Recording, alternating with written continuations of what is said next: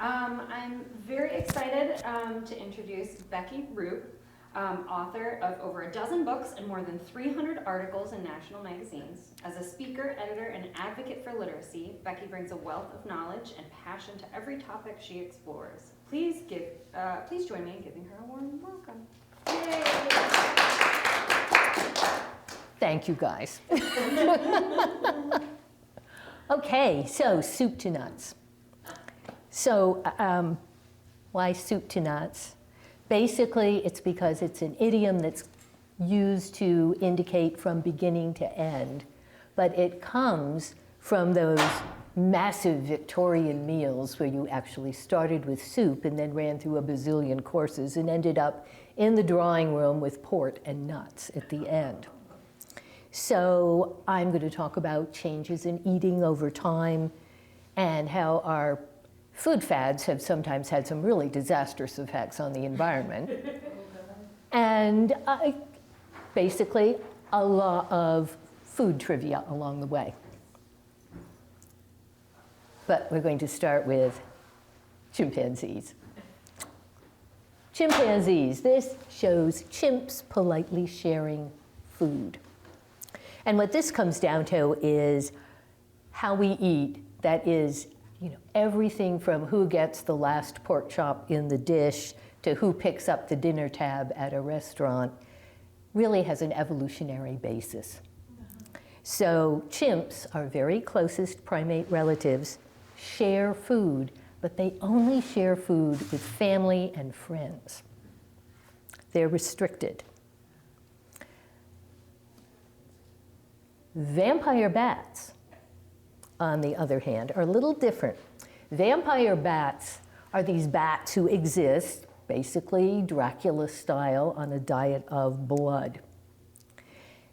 And when you're a young vampire bat, you're not necessarily really good at going out at night and getting a blood meal. So the older, more experienced bats in a bat community will share their meals with these younger, hungry bats, which they have to do because a bat can only survive a couple of days without feeding. So it's dangerous for the young unless you're taken care of. But this sharing comes with a price. If you've been given a present of somebody else's, beetles, bananas, or blood, you're expected to reciprocate. So bats who fail to share in the community when they've got a chance are ostracized and can even be thrown out of the group. Other bats know who they are. So similarly, any dinner party, any dinner party means obligations. Historically, if you attend a dinner, you're incurring some kind of debt to the host, which could be anything from plowing his field to marching to war with him, joining his hunting party, or at the very least, invite him to dinner in return. So here we have our distant ancestors grouped around a fire, and a lot of anthropologists guess that all the complexities of human ethics came from food sharing around a prehistoric fire.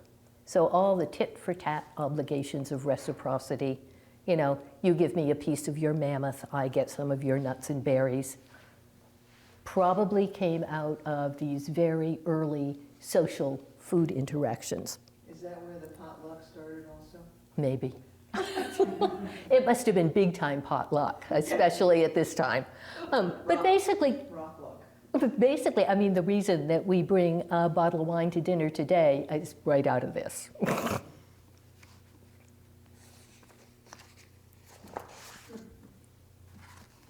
Okay, on the other hand, food sharing, though it's always gone on, has never been fair. So quality and quantity has always reflected a diner's place in the social pecking order, which means that if you're at the top of the pack, you get more and better than if you're at the bottom. Literally, when lions go in to eat their gazelle, the dominant males get the first whack at the carcass. and the biggest share, and the females and the cubs get the leftovers. So literally, the lion's share doesn't mean any old lion. It means the dominant male lion who got most of it. So historically, it was the upper classes were the ones who got the platters of venison and pepper sauce, swan, and the peasants got peas porridge. And there was a belief that this was biologically ordained. There's a fantastic story, the story of Bertoldo, which they think dates to the 10th century. And Bertoldo was this fast-talking commoner who managed to inveigle himself into the court, where it was believed that he was of a much higher social standing than he actually was. Well, after a few weeks of indulging himself on fancy food and having a good time, he fell gravely ill, and no one knew what to do for him. The court's physician failed to realize that all he really needed to recover was a diet of beans, onions, and turnips, which is what his social class was accustomed to. But being deprived of his ordinary fare, he died, which is a dire warning to social climbers everywhere. So, if you're of the social class that deserves turnips, eat your turnips. But by the Middle Ages, where you sat at dinner was an absolute indicator of your social status. And resentments over this ran very, very high. For example, here we've got the lord of the manor and his lady are at the upper table, and everybody else is at this long table off to the side. This would have been in absolute order of your social status. The further down the table you were, the lower you were. If you were right near the kitchen, you were just bottom of the barrel socially. But at least you were at the table, so that's a plus. King Arthur's Round Table, the whole point of the Round Table was it was supposed to eliminate squabbling over social status because everybody sat in a nice equalizing circle, if there was a round table. But there is a picture of it from way, way after King Arthur, if a King Arthur existed, would have been living. And actually, it looks like there's pretty much a head of the table there, if you look at it. And then the ones closest to that head of the table? Presumably were at least his favorites. Yeah, well. So this status seating trickled down to commoners. And eventually it was known everywhere, whoever sat at the head of the table was the head of the house. And often that was the person who got the chair. This chair belonged to John Winthrop Jr., who was the governor of the colony of Connecticut back in the 1600s. You can see this thing is a chair. If you sat your bottom in that thing, you were important. And often, the chair was a particularly big deal because in the 17th century, a lot of American families didn't have chairs or only had one chair, and you know who got it. Women and children often ate standing up along the edge of the room. Maybe they got a stool or a bench, but not always. And in colonial America, you didn't necessarily have a table. Most tables were made from a board that was taken out and put up on a pair of trestles. And basically the language of all these chairs and boards has trickled down to the present day. We still talk about, the chairperson, who's the head of a committee. If you've got room and board, you're having food with your lodging, relating back to this board. And having a seat at the table is an idiom for having a voice in a discussion, being able to take part in the communal give and take, rather than standing up with your piece of pie along the wall, which is what so many people had to do once upon a time. Just curious, why standing versus sitting? Was it just because the floor wasn't clean? Maybe it was just easier. Yeah, faster. Yeah.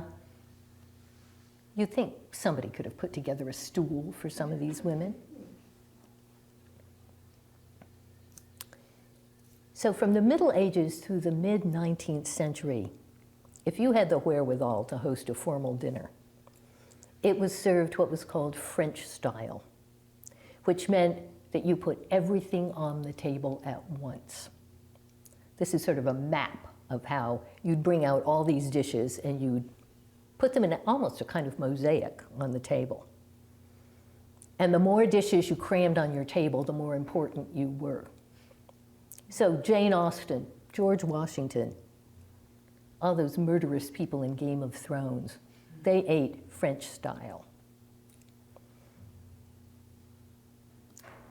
This all changed with this guy. This is Prince Kurakin, if I'm saying that right. He's Russian.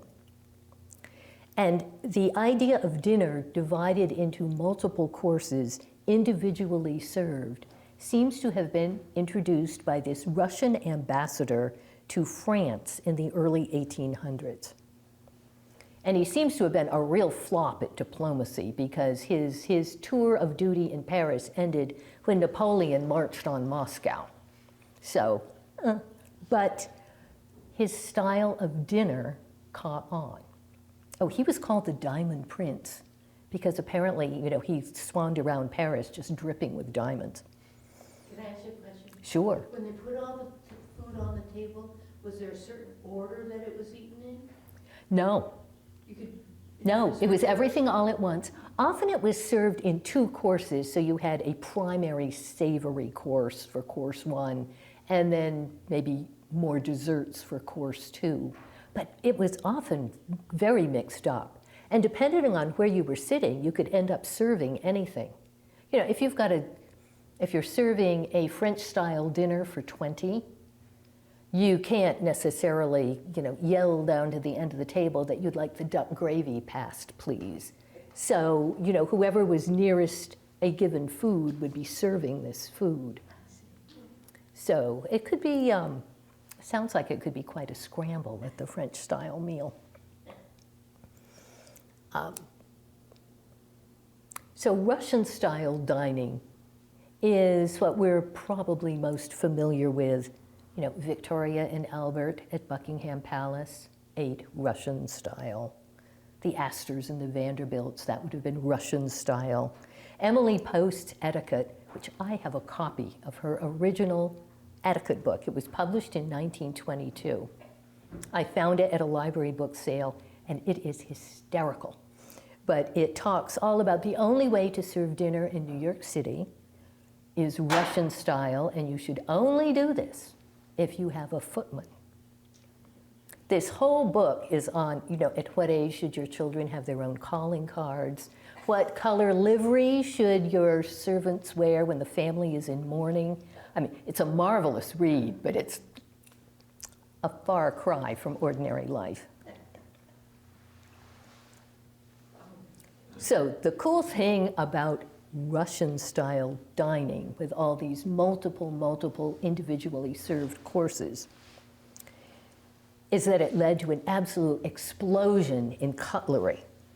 There were dozens of different kinds of spoons and knives and forks for every conceivable edible. I had examples here.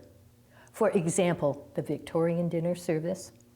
You had separate spoons for bouillon, cream, and aspic soups, different spoons for tea, coffee, eggs, traditionally mother of pearl because the yolk would stain plain old silver, spoons for grapefruit, berries, marrows, and melons, special forks for lobster, oysters, fruit, salad, strawberries, snails, sardines, and ice cream. I mean, talk about a challenge. And that's not even talking about serving utensils, which could be anything from cracker spoons to chocolate muddlers. This got so out of hand that in America in 1925, Herbert Hoover, who was then Secretary of Commerce, actually passed a law that limited the number of unique pieces you could have in a silver service to 55 because there was a silver shortage in America. A silver shortage. Yeah. Oh, look at this. Oh, Guess what this is? the lobster one? No. Something that's used for spearing. This is so, it's a mango fork. Of course. Because who could eat their mangoes without a mango fork?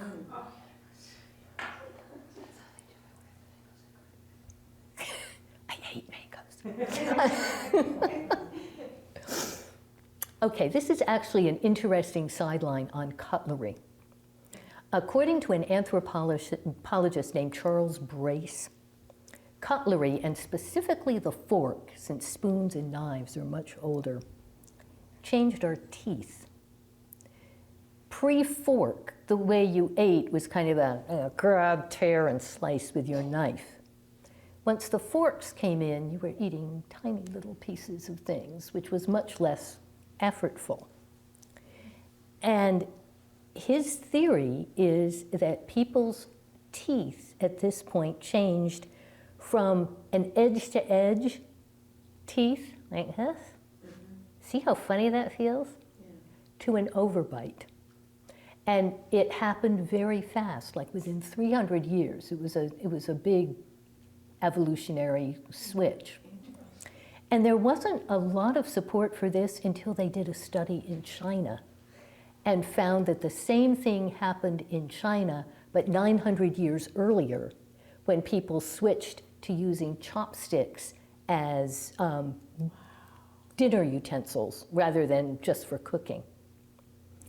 So it's really odd. They say this, his theory is that this also really changed language, because there were certain things that you can't pronounce, particularly like F and V sounds, when you've got edge-to-edge teeth.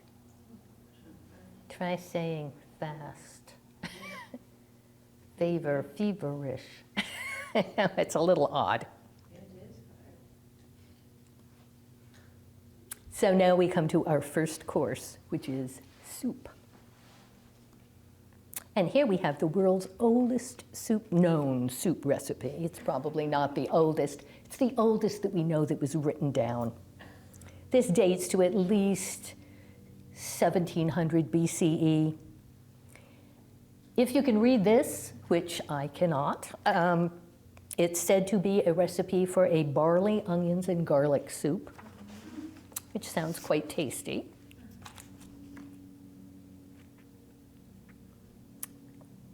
Even older, these are the oldest known pottery shards. They come from China. They're about 20,000 years old.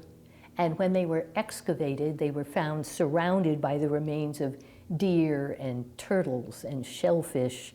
So the archaeologists guessed that this could have been the remnants of an early chowder fest, soup early on. So, turtle soup. There's no consensus as to what is the best soup, unless you go by the Campbell's soup poll, which says our favorite soup is chicken noodle. In the 18th and 19th centuries, the absolute top of the heap, soup-wise, was turtle soup made from the meat of green sea turtles. The marine turtles that, their shells are about as big around as a cartwheel. And this was a status symbol. Turtle dinners became the standard for upscale civic banquets in Britain. In Charles Dickens' Hard Times, he talks about this. The epitome of social privilege was to be fed on turtle soup and venison. And in America, turtle frolics replaced what used to be hog barbecues for getting all the neighbors together. And restaurants used to serve turtle soup in these vats that were made of upturned turtle shells. And the medal that's up there in the corner is from the Hoboken Turtle Club, which was founded in 1796. It's touted as America's oldest social club. Everybody who was everybody belonged to it, including George Washington, Thomas Jefferson, John Jay. Even Aaron Burr and Alexander Hamilton seem to have managed to get together over turtle soup, which was routinely served with brandy and boiled eggs. But this was a problem. At the height of the turtle craze, 15,000 live sea turtles a year were being shipped from the West Indies to the soup pots of the British Isles, and this soon drove turtles to near extinction. The solution to that was mock turtle soup, which was commonly made from a calf's head and was said to taste almost as good. From what? I'm having a little trouble. A calf's head. Oh. Abraham Lincoln liked it. This was basically, you know, the reason we've got the recipe up there is this was a do not attempt this at home kind of recipe. You know, the average housewife didn't really want a 900-pound turtle to process in her kitchen. So restaurants would sell these to families. You know, you could go out with your little bowl or bucket or casserole dish and come home with your turtle soup. In America, turtle soup lovers turned from the sea turtle to the terrapin, which was a much smaller freshwater turtle. We had a lot of them. And by the beginning of the 20th century, we'd nearly wiped out the terrapins by our passion for turtle soup. They think the only reason the terrapin was saved was because of Prohibition, because terrapin turtle soup was made with sherry, and apparently it didn't taste very well without the sherry. So when Prohibition came in, there was no sherry, nobody wanted turtles anymore, the terrapins revived. So terrapin, Prohibition had its negatives, but not for terrapins. Okay, this is the world's worst soup. Legendarily, the worst soup ever came from Sparta in ancient Greece, and it was known as black broth. It was a staple of the military diet. It was a mix of boiled pig's legs, blood, salt, and vinegar. And outsiders tasting it said that it was no wonder that the Spartan soldiers were so ready to die.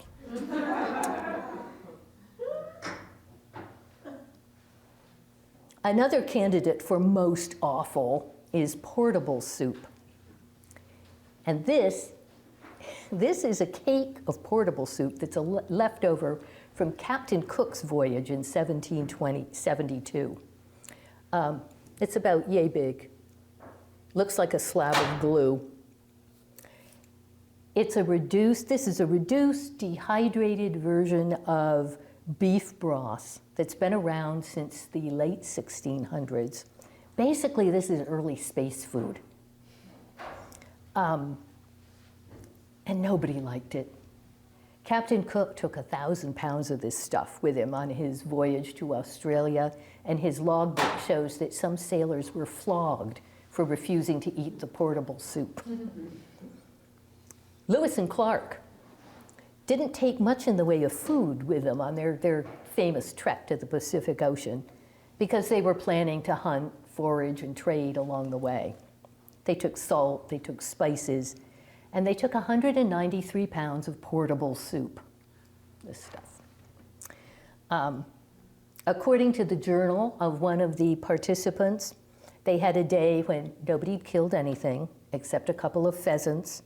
They had 30 people to feed.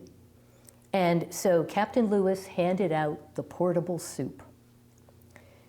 They tasted it, and they decided that it was so dreadful that they killed and roasted one of the horses. Oh, dear.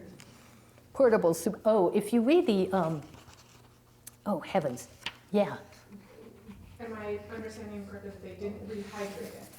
They ate it? You could just, suck it, like, hard candy. But yes, you could put it in water and rehydrate it. And even then, it was awful. Even then, apparently, it was awful.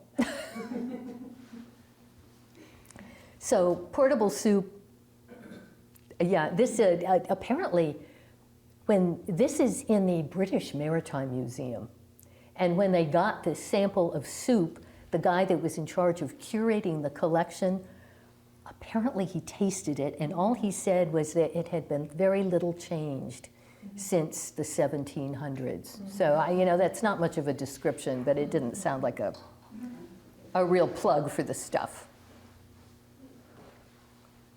Okay, appetizers, after the soup, traditionally.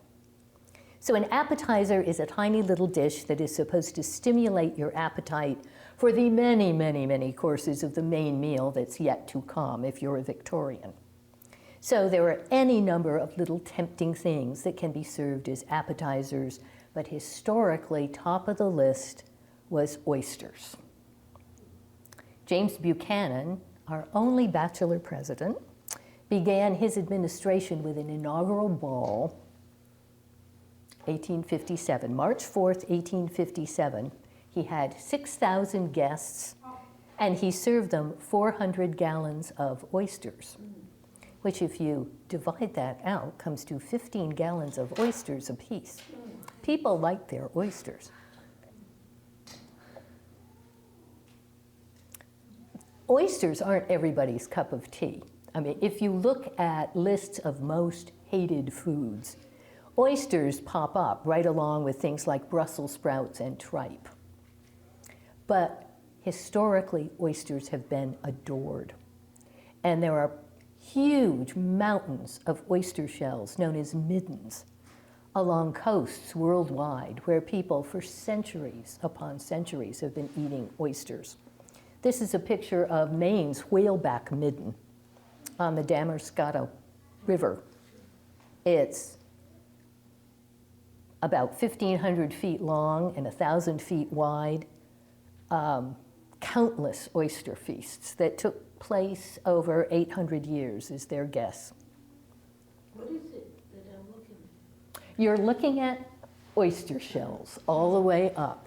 Oh, up to the, And most- harvested. When they have the oyster in it. They ate them and threw them away, and these are just the leftover piles. Whoa. And a lot of these middens didn't survive. They've been scraped up to use to crush up for lime for concrete and whatnot.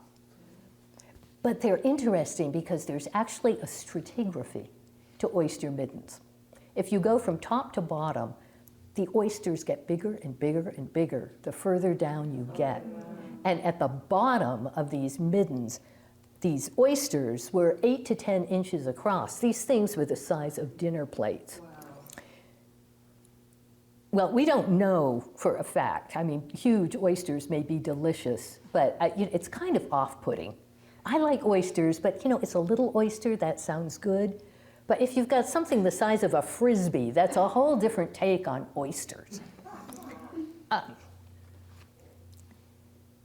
By the time the Dutch arrived in New York, already the truly gargantuan oysters were at a premium due to indigenous harvesting. But they were still pretty big. We've got a quote from William Makepeace Thackeray visiting New York in the 1800s. He was served oysters, and he said that he felt as though he were swallowing a baby. So these were pretty good-sized oysters. By the 19th century, oysters were just the hottest of hot stuff. They were eaten for breakfast, for lunch, for dinner. They were paired with everything from turkey to scrambled eggs to ham. According to period cookbooks, there was practically nothing that wasn't improved if you put oysters in it. Raw? Often cooked. Dolly Madison made oyster ice cream. But inevitably, at the height of what came to be called the oyster craze, we were wiping out the oysters. Londoners were downing 700 million oysters a year. In New York City, people were eating at least 1 million oysters a day. So by the end of the century, just like the walrus and the carpenter, we'd pretty much eaten every one. The oyster beds were really depleted. And that was bad news, because the oysters eat by pumping water through their gills, which purifies the water. So back in the oysters' heyday, they could pump through the entire contents of New York Harbor in a week and keep the water crystal clear. The great big giant oyster beds also served as breakwaters. So they protected the city from a lot of really nasty weather. Hurricane Sandy might not have been so awful if we'd not eaten so many oysters.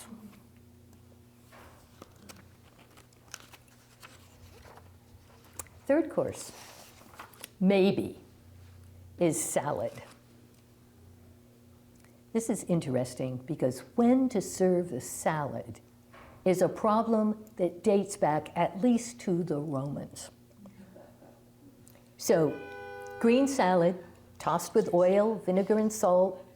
Everybody likes it. It's been on tables for a long, long, long time. But when to eat it? So, Hippocrates said that since salads enhance digestion, they should be eaten before the main meal. Gourmets said all that oil and vinegar makes wine taste funny, so salad should be eaten at the very end of the meal. And some argued that since lettuce was a soporific, it puts you to sleep, salad should only be eaten just before bedtime. So historically, lettuce has a reputation as an anti-aphrodisiac. The ancient Greeks worried that it would lead to impotence, and so, just don't eat too much salad, especially if you want to start a family. Is that true? No.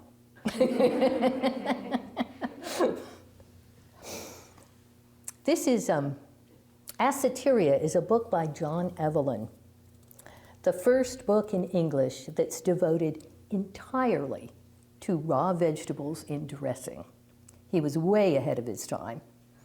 He was also arguing that lettuce, especially raw greens of any kind, had beneficial influences on morals, temperance, and chastity. So you can see you're still shoving this on your hormonal teenagers. This is going to calm everybody down. And at the time,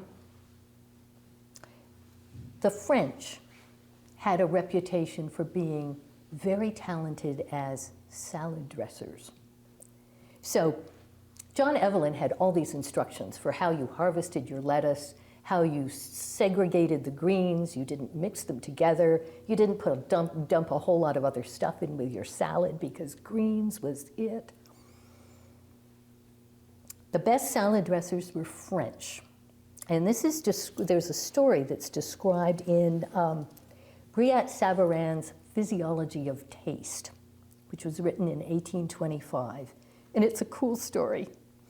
It's about this young Frenchman, we don't even know his first name. It was a Monsieur d'Albanac. He was having dinner at a London table, and a group of young men sitting across from him, discovering that he was French, asked if he would dress their salad, which he did, and apparently did such a great job, that he was subsequently invited to a party to dress salad. And soon, he had an entire business as a salad dresser, where he would go from house to house with a fitted case filled with oils and herbs and vinegars and spices, and he would dress salads. He made so much money doing this that he was eventually able to return to France and buy himself a villa and live happily ever after. So, salad dressing.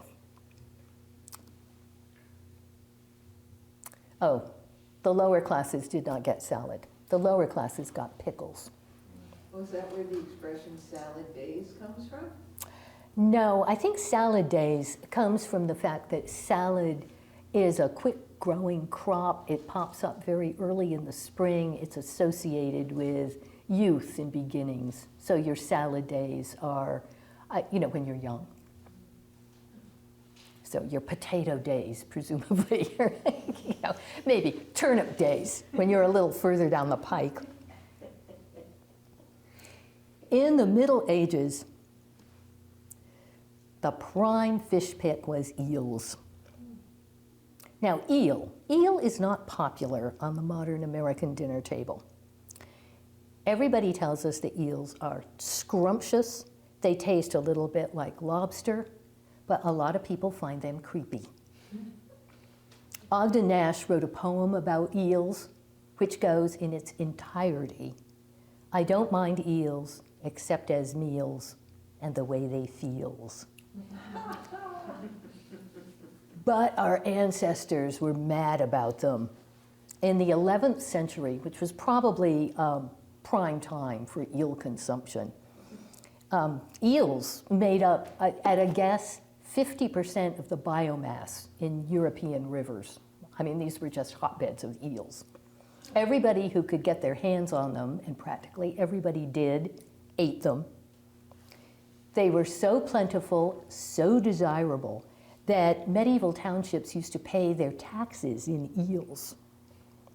According to William the Conqueror's Doomsday Book, in 1086, the English paid their various landlords in-kind taxes of over 500,000 eels. There were so many eels that there was even a currency of eels. A stick of eels was 25 eels, and a bind of eels was 25 sticks of eels. And periodically, Europeans played with their eels. This is awful.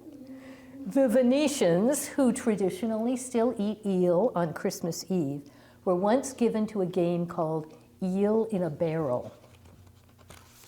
Are you imagining this?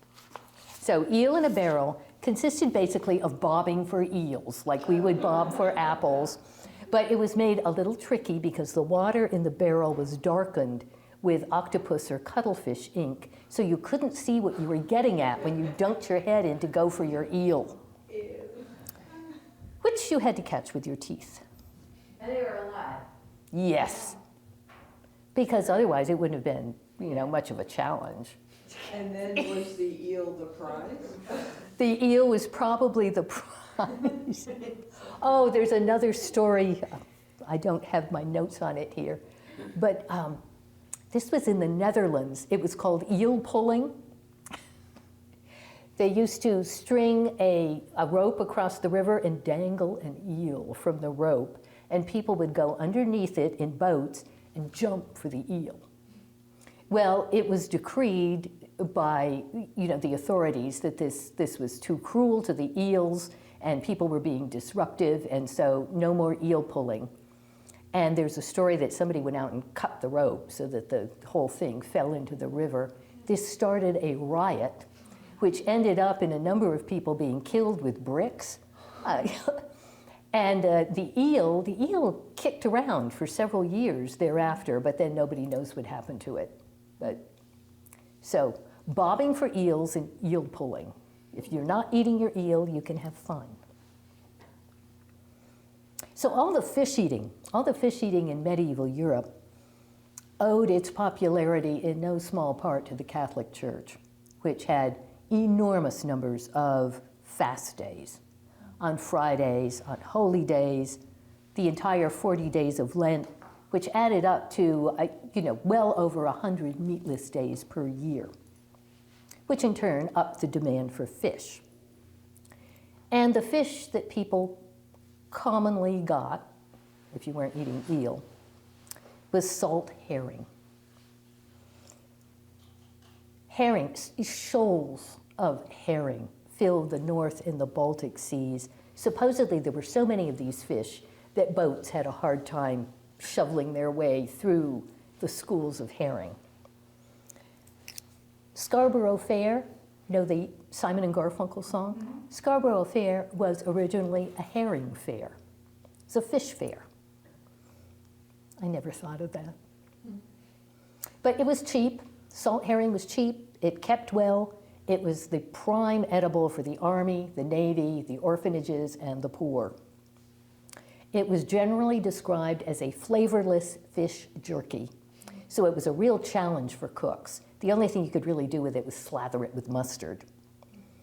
Or you could just wash the stuff down with a lot of alcohol. A 15th century Benedictine monk, Robert Ripon, wrote, "In time of Lent, when by law and custom of the church men fast, very few people abstain from excessive drinking. And when the drinkers were confronted with this, they replied, 'Fish must swim.'" So overfishing had pretty much collapsed the herring industry by the end of the 16th century. By then, we'd moved on to cod. And here is the sacred cod. Has anybody seen this? It's in the Massachusetts House of Representatives. And apparently it's been there for the past 200 years. It's a wooden cod. It's about yay big. I have to go see this one of these days. But the cod is a cold water fish. It's found from Norway to Iceland, Greenland, the Grand Banks of Newfoundland, and of course, Cape Cod was named Cape Cod for a reason. And the trade in cod was so lucrative that a lot of early American colonists made fortunes. So in Massachusetts, the codfish aristocracy was the term for the nouveau rich who'd made their pile in cod. Well, we've also had centuries now of overfishing cod. So now the cod are now down to about 1% of their historical levels. It's really not good for a species to be something that people want to eat.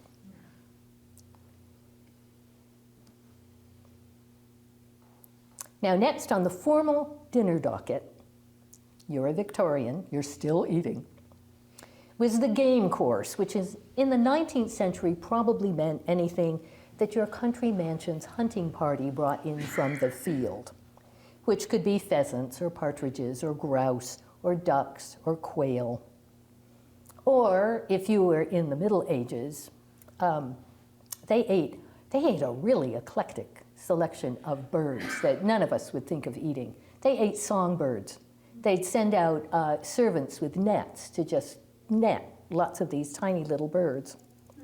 They also ate swans and peacocks and herons and crane. It may have been why the early American colonists were so comfortable eating the really funny-looking turkey, because there's a long European custom of eating weird birds. On the medieval dinner table, swans were roasted, redressed in their feathers, and eaten just post-ugly duckling stage, just as they lost their youthful feathers and put on their first white plumage. After a youth spent stuffing themselves silly on barley so they'd be nice and fat. Now, if you wanted to eat a swan, you should not just go out and grab a swan.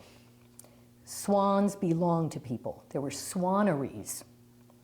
And you identified the swans that belonged to your personal swanery by the marks cut on your swan's beak. And you had to register these. There were whole books of hundreds of these swan marks that showed whose swan was whose. So it's just like a cattle brand, but for swans.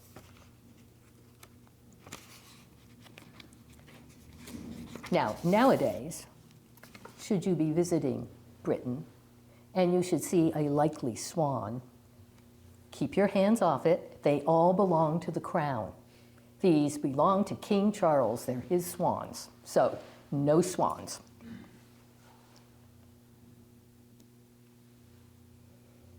This is Martha, the world's last passenger pigeon, who died in the Cincinnati Zoo in 1914. Oh, I have to tell you, just as a quick aside, I've started writing book reviews for Publishers Weekly. So I do all science books. And I just got one, it's lovely. I get these books in galleys before anybody else sees them, and I read it, and I write a review, and they send me a tiny, tiny little amount of money. But I just read this wonderful book that's coming out this summer called Lost Wonders. And it's the history and science of 10 different species, mostly animals, but there's one tree in there, that are now extinct. And it was just a fascinating book, but it's heart-wrenching too. These last stories are sad. Well, passenger pigeons, it's believed that there were probably maybe as many as 5 billion passenger pigeons at the time that Europeans arrived in America. And the extinction was due to 2 things. We ate them, and loss of habitat. Here we have a diagram of the pigeon pie. Apparently they were delicious, but we did them all in.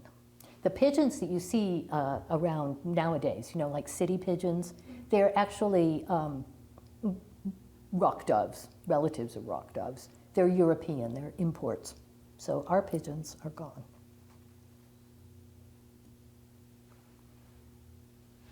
Now chickens. Chickens are one exception to the rule of we ate them all. Chickens arrived in America with the Europeans.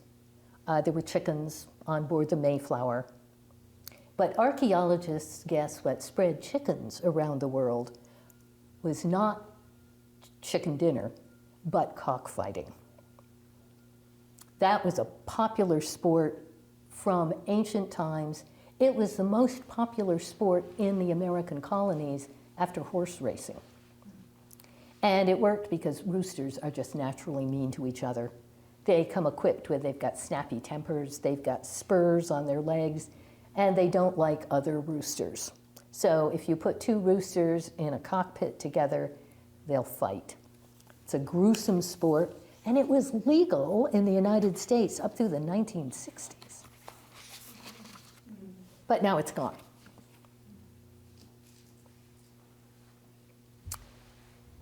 But the passion for chickens, unlike the crazes for oysters and turtles and herring and cod, actually led to more chickens. And what became known as hen fever, which was kind of a chicken craze, began in the 1840s when a guy named Captain Edward Belcher came home from China and presented Queen Victoria with 7 chickens. And these were huge. They think they were Malaysian. They're not really sure where the chickens came from. Huge birds with green feathers who laid mahogany-colored eggs. One observer compared them to giraffes, hence this cartoon. A special aviary was built for them at Windsor Castle. And immediately, once the Queen had chickens and was taking tea to watch her chickens in her aviary, everybody else had to have chickens too. So there was a chicken fad to buy unusual chickens, to breed chickens, to trade chickens. The fad spread to America. By 1849, there were poultry shows in Boston that were attended by over 10,000 people who were chicken hobbyists looking for new and different chickens. So chickens did well for themselves, unlike some. How am I doing? I can't see the clock. You're good. I'm just going to turn on the lights because it's getting dark. Okay. So 6-course beef, the roast, from the time anybody could nab one, has been the centerpiece of dinner. Stone Age hunters hunted elk, deer, rhinoceros, giant ground sloths, though probably their most spectacular meal was woolly mammoth, an ancestor of the modern elephant. And supposedly, so Supposedly, we're never going to know what roast mammoth really tastes like. There was an Explorers Club dinner in 1951 in New York City. This is one of their sitting rooms, where supposedly the club members ate a meal of mammoth. The club dates back to 1904. It had all kinds of famous members, including Teddy Roosevelt. Neil Armstrong was an Explorers Club member, which makes sense, right?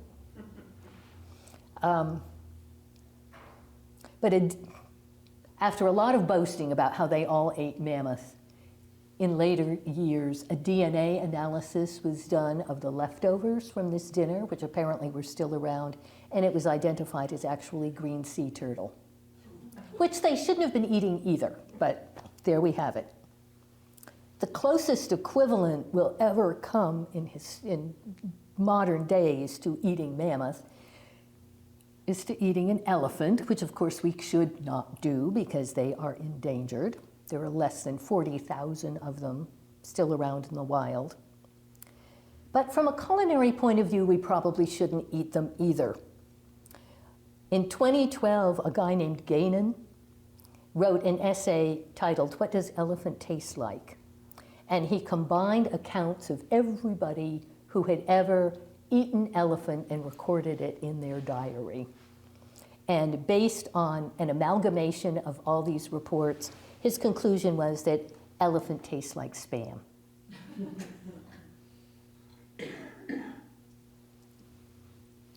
All right. Now, in theory, I can play this. Each country has its signature national dish. For us, it's probably hamburgers. For Canada, it's poutine. For Britain, traditionally, roast beef. Queen Victoria ate roast beef at practically every meal. There's even a patriotic ballad, I hope we can play it, celebrating it, called The Roast Beef of Old England, which was the next thing to a national anthem. This was sung by audiences in theaters before they sat down to watch the play. It was played at the mess for officers of the Royal Navy. And the point of it, it's 7 verses long, is that the British were made strong, bold, and manly by roast beef. And the wimpy French, which you'll get to in the second verse, who danced and ate ragout, were really pitiful excuses for human beings. So the French retaliated by calling the British the roast beefs, which was interpreted on the French side of the channel as a bunch of bumpkins. And let's see if I can play this rousing song for you. When mighty roast beef was the Englishman's food, it ennobled our brains and enriched our blood. Our soldiers were brave and our courtiers were good. Oh, the roast beef of old England and old English roast beef. But since we have learned from all vapouring France to eat their ragouts as well as to dance, we're fed up with nothing but vain complaisance. Oh, the roast beef of old England and old English roast beef. You like it? It's pretty rousing, actually. Okay. So what we owe today's roast beef dinners to is this creature. This is the aurochs, a truly fearsome ancestral cow, which probably evolved in India about 2 million years ago. From there, seeking greener pastures, it moved gradually into Europe, Africa, and Asia. The bulls on the walls of the Lascaux cave in France, 17,000 years old, are aurochs. Julius Caesar had a few things to say about them. He described them as the size of an elephant and killers of anything that would get in their way. So they were really craved for the arena in Rome. No one has any idea how the aurochs turned into the placid cow. One guess is known as the humongous pest theory, which is, with the dawn of agriculture, people started planting tempting fields, which were, obviously aurochs food. So the aurochs would have moved in on these. Angry Neolithic farmers would have captured these in pens. The more rambunctious aurochs would have been killed and eaten. The slightly more docile ones would have been preserved. And eventually, you ended up with this. Maybe.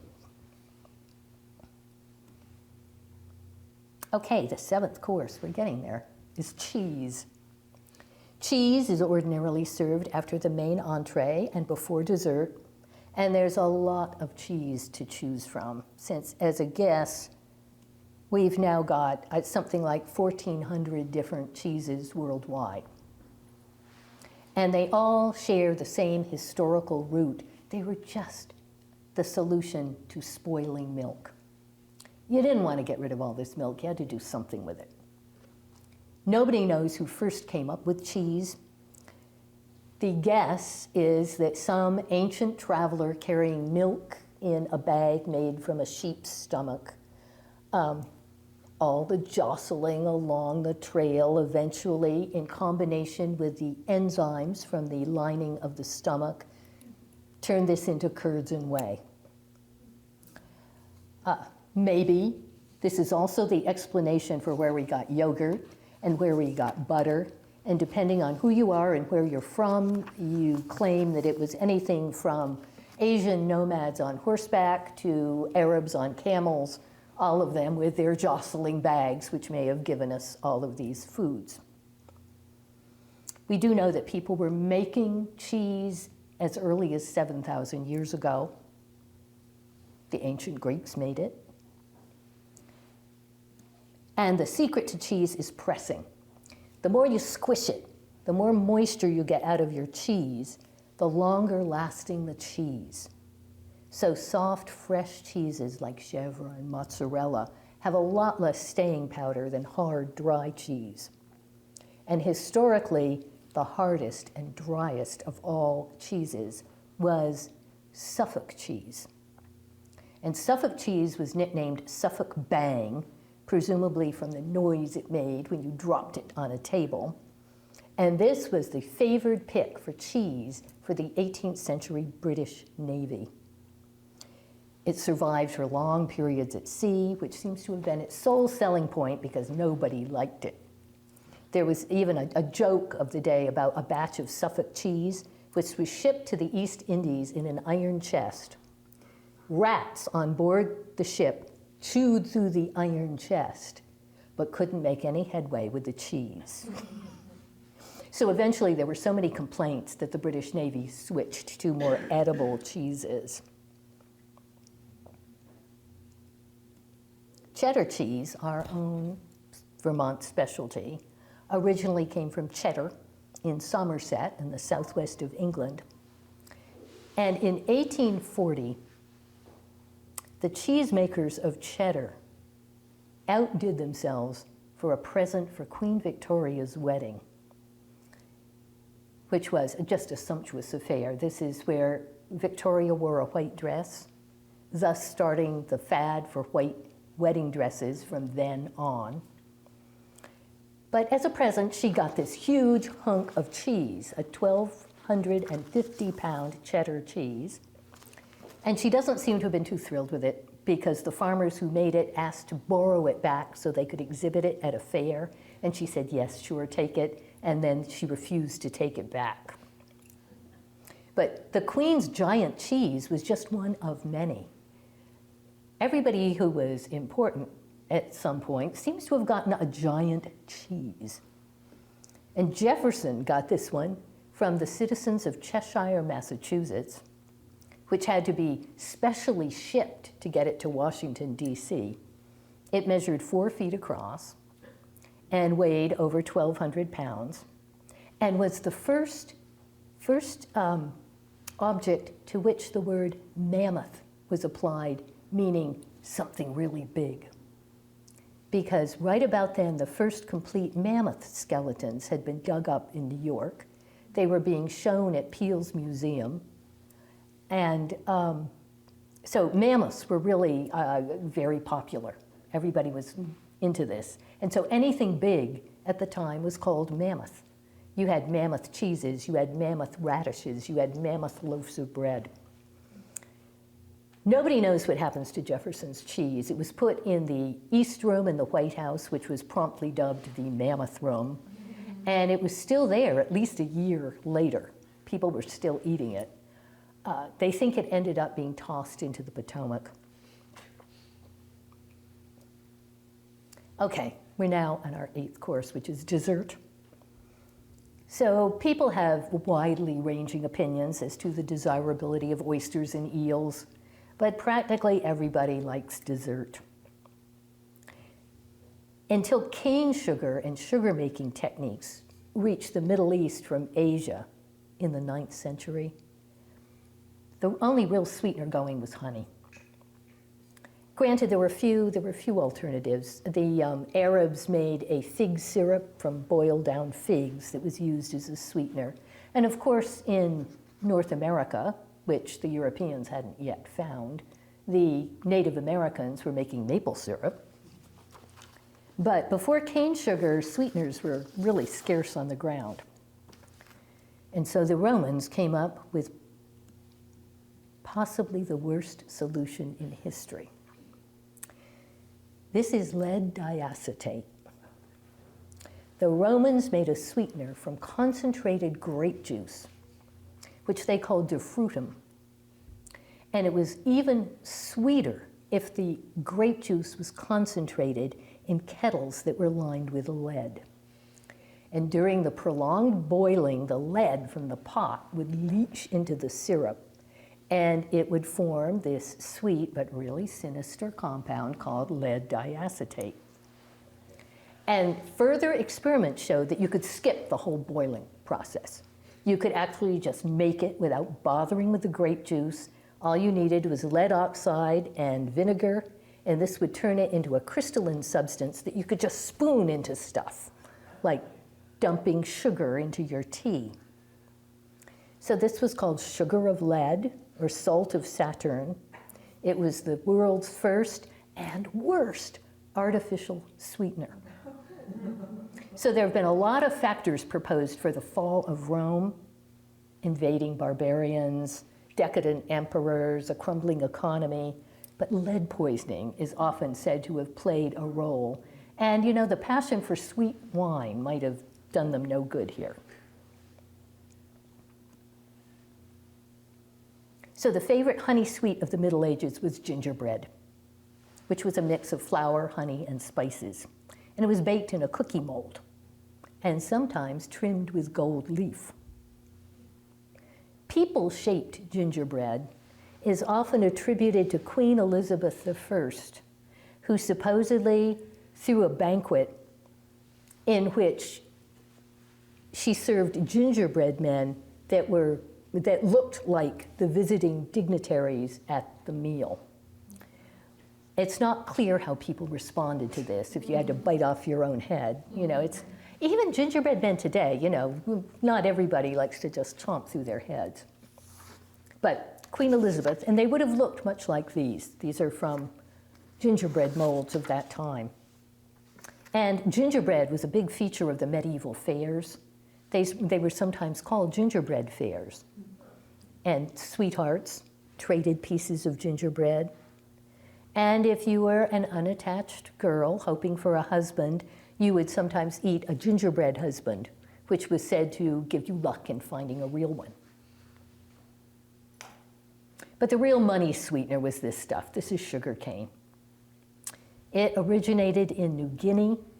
They think it was domesticated probably to feed pigs, maybe around 8,000 years ago.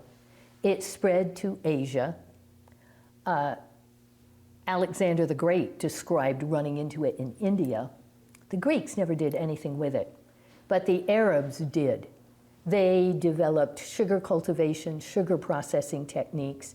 They served as middlemen for selling sugar to Europe, and they upped the price astronomically, so sugar was so expensive.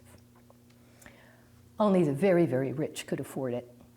And there was a lot of status to eating sugar, which would rot your teeth. You know, there were all these people who had blackened teeth from too much sugar, but you wanted to look like you could afford sugar. So some people would even artificially blacken their teeth to make it look as though you're a sugar eater. By the 16th century, following Columbus's arrival in the New World, immediately sugar plantations were established in the Caribbean, which were awful. According to one estimate, 12 million Africans were transported just to work in the sugar plantations. Your life expectancy was 7 years max. And the end of all this absolute misery was that sugar became cheaper. So practically anybody by now could afford some sugar. I don't know if you can see this very well, but on this medieval table, everything here is made out of sugar. 15th and 16th century dinners featured these spectacular sugar sculptures. There's an account of the gentleman who became the chancellor of Oxford University around this time and celebrated with having a massive sugar replica of the university buildings built. In 1600, when Marie de Medici married Henry IV of France, Henry didn't show up. It was a marriage by proxy, but he was there in spirit in the form of a life-sized sugar sculpture of Henry on a life-size horse. If you really wanted a sensation for dessert, though, in the 1700s, what you wanted was a pineapple. The pineapple was going to remain on top of the social heap for the next 300 years. Pineapples were unbelievably popular and very expensive originally. Columbus first identified them on his second voyage in 1493. He said they looked like great big green pine cones. And he wasn't too excited about them because he was more interested in gold. But Europeans, once they got a bite of these things, were thrilled. They said they were the rarest, the most delicious, the most desirable fruit ever. But only the very rich could afford them. And if you had a pineapple crowning a pyramid of fruit on your dessert table, it was the equivalent of today's yachts and gold bathroom fixtures. I mean, you were made. But even the very wealthiest couldn't necessarily get them because they didn't survive the voyage very well. You know, it could take 3 months to get a pineapple from the Caribbean to Europe. They were also very slow ripening fruits. They needed a lot of heat and humidity, so they didn't grow well in Europe. This is fake news. This is a picture of England's King Charles II, who called the fruit the king pine. He had his portrait painted in 1670, showing himself being given a pineapple by the royal gardener. Well, he wasn't. This certainly was not homegrown fruit. The first homegrown English pineapple only showed up like 40 years later. The earliest reputable report of a European pineapple seems to be from the Netherlands, who were really advanced in making greenhouses. And pretty soon, everybody who could possibly afford a greenhouse to grow pineapples was building one. They were called pineries. There was one at the Palace of Versailles, just for pineapples, for the king. And pineapples were soon on everything. Pineapples were carved on gateposts, sculpted over doorways. There were pineapple rugs, pineapple wallpaper, pineapple weather vanes. Look at that. This is John Murray, the 4th Earl of Dunmore. He put a cupola in the shape of a pineapple on his summer house. And raising these things cost. It could take 2 years or more for a pineapple to ripen. You needed a lot of coal to heat your greenhouse. Each fruit, by the time it was ready to pick, was probably worth $8,000 in today's money. And often if you got one, you didn't eat it. You just kept it as long as possible to show it off. People would lend their pineapples out to a neighbor so the neighbor could have a fancy dinner party. And if you really couldn't afford a pineapple, you could rent one. And then you had to bring it back after your dinner was over, but there you went.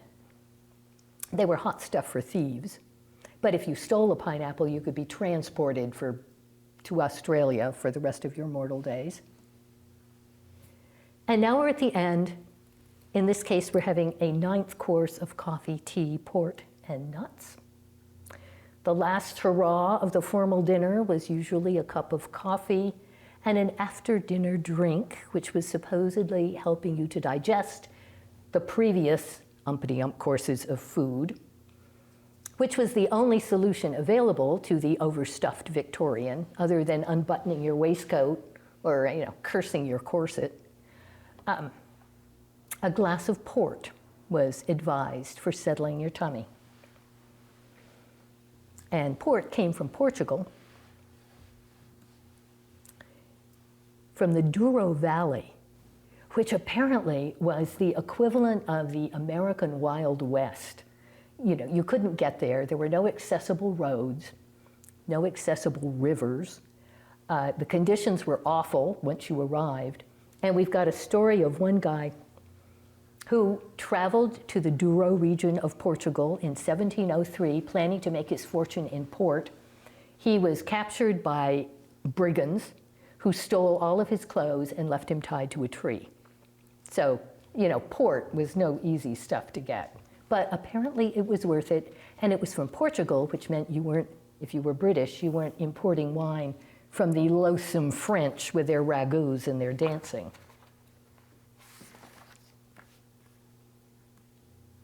And now we're done.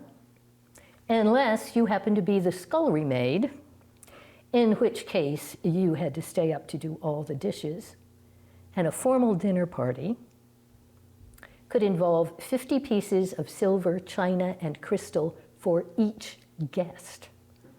So for 20 guests, you've got 1,000 dishes to wash, to say nothing of the pots and the pans and the mixing bowls and the baking dishes and the serving platters and the soup tureens and the sauce boats. And this was all in the age before liquid soap, so you were washing this stuff with soda, which was very caustic and abrasive. And these kids were like 10 years old. The scullery maids were the bottom of the barrel. So, such is the end of our formal dinner. Oh, this thing is a knife machine. In the age before stainless steel, knives had to be specially cleaned in this thing that you stuck them all in this machine that had like an emery in it, and you cranked it to clean the knife blades. I have talked way too long. I am so sorry. This was great. I can't help myself. Does anybody have questions?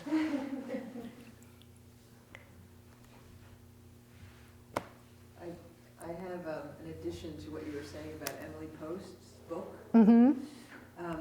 So a friend of mine must have read the same one you did. 1922. I remember two of the things he shared. Maybe you've read them, but there was one about if you are a hostess and your husband, who works as a businessman or something, brings someone home for dinner without telling you, and you don't have enough food, you announce that you're on a milk diet and you don't eat. That was one story. And the other one was, if you are invited to the country as a guest of someone and you're having a horrible time, you excuse yourself to walk to town. So you walk to the post office, or not the post office, whatever, a telegram office, and you send yourself a telegram that says you're called away. There's an emergency. And so this telegram comes to the country house, and then you're like, oh, I've got to leave. Oh, that is so Oscar Wilde. Remember the importance of being earnest? Yeah. And he always had this friend, Burberry. And Burberry was always ill, and he had to dash off to take care of Burberry. Did it turn out it was somebody fictitious? Yes, Burberry was completely made up. Yeah, I know, and he told us that these were things in her book, this is what you're supposed to do, and I'm like, unbelievable. It's actually a riotous book. I mean, when I first nabbed it, we used to sit on the porch and read it to each other, you know. Don't even think of having people over to dinner unless you've got a set of 24 linen table napkins, and and we would look at what we've got in the house, and Some paper towels. yeah, Things have changed. yeah. Those people who thought they ate mammoth, where did they come from? Like, did they find it in Supposedly it was the remains of, they're continually finding frozen mammoths in Siberia. So that was supposedly one of the explorers had brought home some samples of mammoth. But what scientists tell us is you dig up a frozen mammoth that's been there since the Ice Age, and it is putrid. This is not an edible mammoth. Yeah. Yeah. They're on the verge of bringing them back, though. Yes. By 2028, they will have a living mammoth that they'll put in Siberia or something. Yeah, it'll be hybridized with elephants. But did you see the woolly mouse? Yes. The scientists, yes, this is not woolly mammoth genes, but they've made a mouse that's got woolly mammoth type fur. It's really cute. Scary. Yeah, I'm not sure we really want. We're in the midst of climate change. Everything is warming up. Is it really the right time to bring back an Ice Age mammal? Maybe an extinct anaconda. My question is shark fin soup the equivalent nowadays of the turtle soup of the past? I don't know. Okay. I didn't get the impression shark fin soup was as massively popular as the turtle soup had been. So I lived in Singapore for a while, and it was only served at very fancy restaurants. And so the classness of the turtle versus shark fin felt similar, but not everybody eats it, so that's fair. Yeah, and we are in a very different social atmosphere now, where there really is some frowning upon devastating animals in the environment, just so we can eat them. And I think, didn't they say that once the fin's removed, the shark can't swim and dies? Yeah, so they keep the fin and dump the shark back in the water. So I never ate it. No, that's It's actually like a thing. awful. Yeah. If you're going to do that, eat the rest of the shark at the very least. Ugh. Yeah. What do you think has been the biggest social and the biggest social impact of eating the past 20 years? Or the biggest change of food and eating culture the past 20 years? I think we've become much more conscious of what we eat in terms of what's healthy to eat. I mean, the whole, vegetarianism has been around for ages, but I think now it's much more prevalent than it was once upon a time.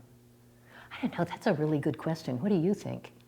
Me, I think the shift to social media has changed a lot of how we eat, what we eat, when we eat. Because the exposure to different foods and the exposure of people being on screens at the dinner table, and then the social disparity of being able to eat together or lack thereof. Actually, that's an interesting point, because there's been a whole bunch of research on there's much less like families eating together. You no longer have a standard, everybody sits down together and has dinner, much less breakfast and lunch.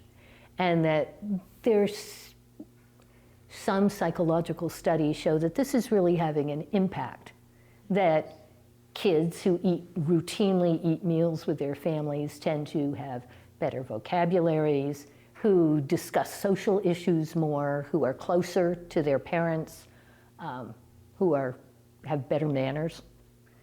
Oh. And I could see that, you know, more exposure to adults in a situation where you've got a chance to discuss. I think it depends on the manners of the adults you're eating with. I was just going to say, of course, if you're throwing plates at each other across the table, that's probably kind of a disaster too. Yeah. Well, thank you very much for coming. Oh,